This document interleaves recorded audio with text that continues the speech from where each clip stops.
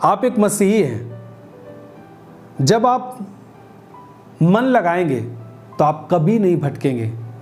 यदि आप मन नहीं लगाते आप भटक सकते हैं। आप उस मार्ग से जहां आप अभी चल रहे हैं, आपको शांति मिलती है, आप चंगाई को पा रहे हैं, सब कुछ आप अपने जीवन में पा रहे हैं, बच्चों में शांति को पा रहे हैं, परिवार में शांति को पा रहे हैं। लेकिन जब आप बहक जाएंगे तो आप उस शांति से आप बाहर आ जाएंगे। आप जानते हैं आदम और हवा जब वो परमेश्वर की उपस्थिति में थे, उनका मन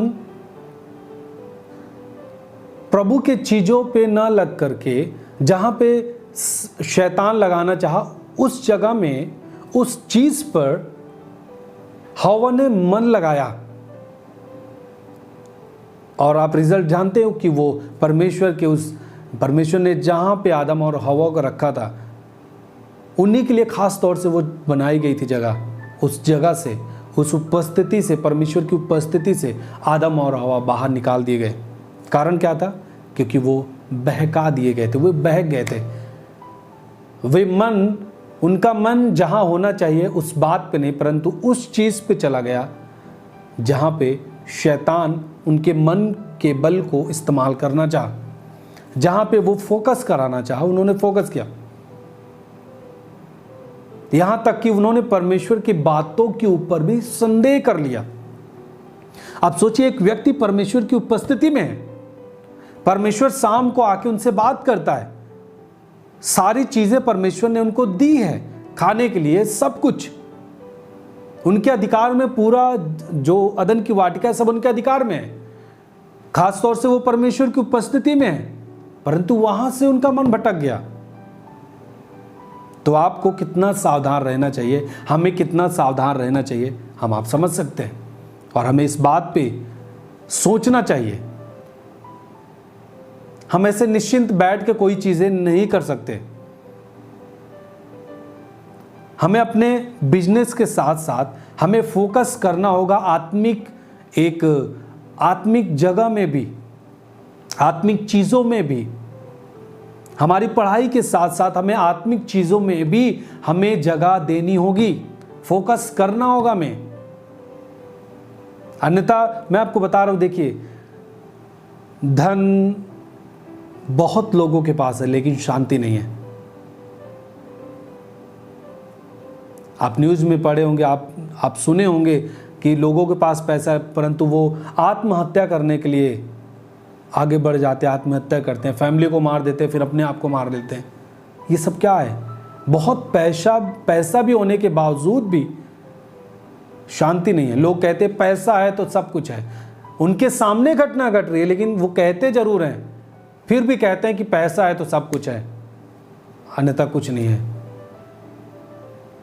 उनकी आंखों के सामने घटना होती है, सुनते भी हैं, लेकिन फिर भी केवल पैसा ही अपने सामने रखते हैं, केवल पैसे के ऊपर मन लगा के रखते हैं। लेकिन एक मसीही व्यक्ति को ऐसा नहीं होना चाहिए। हाँ, अच्छा आप जॉब करिए, अच्छा बिजनेस करिए, आप अच्छे कमाई करिए, प्रभु आपको खुद ब्लेस करेगा। एक मसीही व्यक्ति को गरीबी में रहना शोभा नहीं देता, वो परमेश्वर की निगाह में सही नहीं है। गरीबी में रहना एक श्राप है, परमेश्वर उससे आजाद करता है, परंतु इसलिए आजाद नहीं करता कि आप अब फोकस पैसे पे करें। एक्चुअल में जिस चीज से हमें शांति मिलती है उस चीज पे हम फोकस नहीं करते, और शांति मिलती है परमेश्वर से। हमारे पास बहुत कुछ हो जाए, शांति ना रहे, हम आत्महत्या कर लें आने वाले दिन में, बच्चे अपने में रहें, माता पिता में झगड़े हो, परिवार में झगड़े हो, कोई मतलब नहीं है। हमारा पैसा, हमारा धन कोई मायने नहीं रखता। लेकिन जब परमेश्वर हमारे परिवार में है और हम परिवार मिलके उस पर मन लगा के रखते हैं, वो धन भी काम में आता है, अन्यथा वो धन भी काम में नहीं आता। एक दिन अशांति रहती है, बोलते हैं लोगों से हम कि भैया है पैसा, सब कुछ है, बहुत खर्च कर दिया, लेकिन शांति नहीं है। वो शांति पाने के लिए हमें परमेश्वर पर मन लगाना होगा, परमेश्वर की बातों पर हमें मन लगाना होगा। हालेलुया। बिना परमेश्वर की बातों पे मन लगाए हम शांति को नहीं पा सकते। एक मसीही व्यक्ति जो आज शांति को पाया है, आप बहुत ही आनंद के साथ हैं इन दिनों में, बहुत अच्छा।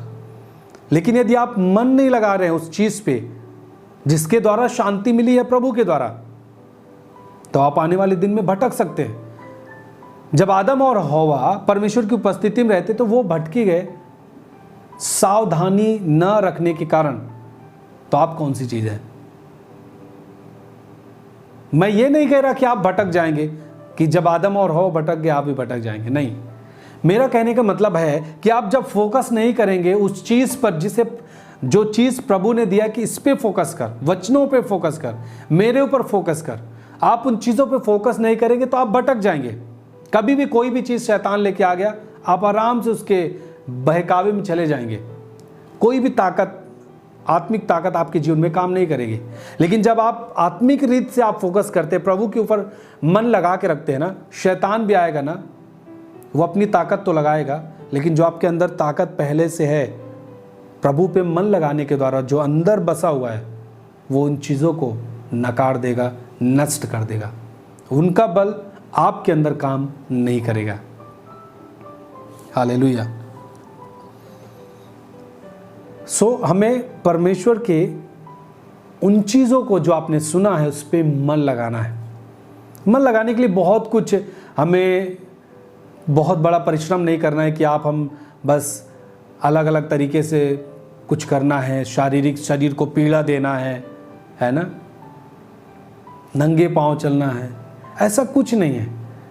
जब हम प्रभु के पास हैं, ऐसा कुछ आपने कभी सुना कि आपको कष्ट देना शरीर को, आपको कुछ अलग एक परिश्रम करना? नहीं।